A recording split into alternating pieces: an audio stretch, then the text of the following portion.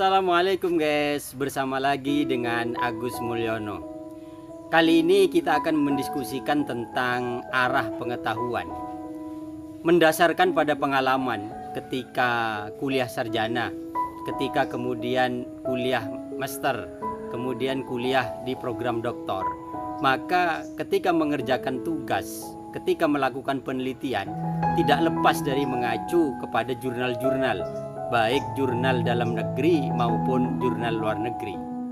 Hampir semua mahasiswa dan dosen tidak lepas dari ajuan jurnal tersebut, baik ide penelitian, metode penelitian, ataupun objek yang dikajinya. Sehingga pengetahuan yang berkembang adalah pengetahuan yang sesuai dengan yang diacunya. Jika jurnal banyak bicara tentang A, bicara tentang metode B, maka pengetahuan dan penelitian yang dikembangkan terus adalah tentang A dan metode B. Sehingga pengetahuan itu akan terus dikembangkan, dan pengetahuan A dan B itu akan terus berkembang dan menjadi populer.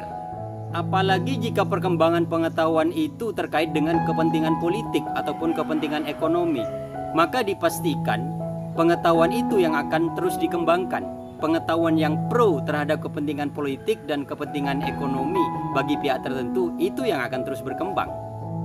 Sementara yang sekiranya membahayakan kepentingan ekonomi pihak tertentu, maka bisa dipastikan pengetahuan itu tidak akan berkembang dan mungkin justru menjadi musnah pengetahuan yang berkaitan dengan itu. Ketika kebutuhan energi dikuasai oleh perusahaan raksasa minyak, maka pengetahuan yang berkembang, penelitian yang dikembangkan adalah penelitian yang terus menjaga eksistensi minyak. Tetapi ketika ada penelitian free energy seperti yang dilakukan Tesla, karena dianggap membahayakan eksistensi perusahaan minyak, maka hasil-hasil penelitian Tesla musnah, tidak sampai kepada generasi berikutnya. Jadi terputus penelitian-penelitian itu pada generasi berikutnya.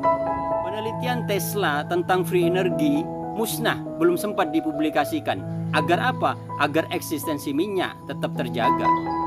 Contoh lagi, seorang ilmuwan yang meneliti tentang energi yang berbahan air, yang kemudian juga bisa merancang mobil berbahan air seperti yang dilakukan Mayer. Maka penelitian itu karena dianggap bertolak belakang dengan kepentingan ekonomi pada saat itu, yaitu penggunaan minyak, maka penelitian Mayer raib, musnah. Tidak saja penelitiannya yang raib, Mayer pun dituntut oleh investornya atas tuduhan penipuan berat dan harus mengganti rugi semua dana yang telah dikeluarkan. Saat kematiannya, autopsi menunjukkan bahwa Mayer meninggal karena pembengkakan pembuluh darah. Para pendukungnya mengklaim bahwa ia dibunuh oleh korporasi minyak raksasa. Jadi pengetahuan berkembang tidak lepas dari kepentingan politik ataupun kepentingan ekonomi. Sebuah kampus yang sering didanai oleh perusahaan-perusahaan besar, maka penelitian-penelitian yang dikembangkan juga tidak lepas dari kepentingan perusahaan-perusahaan besar tersebut yang telah mendanainya. Maka arah penelitian yang dikembangkan oleh kampus itu juga tidak lepas dari kepentingan perusahaan-perusahaan besar tersebut. Sebuah perusahaan benih untuk kepentingan perusahaannya mendanai sebuah penelitian agar benih itu bersifat infertil. Jadi benih itu ketika kemudian ditanam, kemudian berbuah, maka kemudian bijinya ketika ditanam, dia tidak akan tumbuh dengan baik dan dia tidak akan berbuah. Sehingga apa? Sehingga petani akan selalu tergantung untuk membeli benih pada perusahaan itu. Jadi hasil pengetahuan itu cenderung menciptakan penghegemonian terhadap komunitas yang lain. Disinilah kadang sadar tidak sadar banyak penelitian yang dilakukan dan dipublikasikan adalah merupakan kepentingan korporasi, bukan untuk kesejahteraan masyarakat secara umum.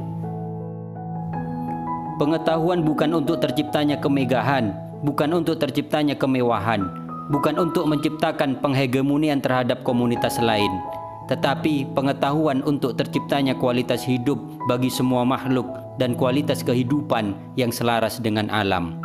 Wallahu a'lam bishawab. Wassalamualaikum warahmatullahi wabarakatuh.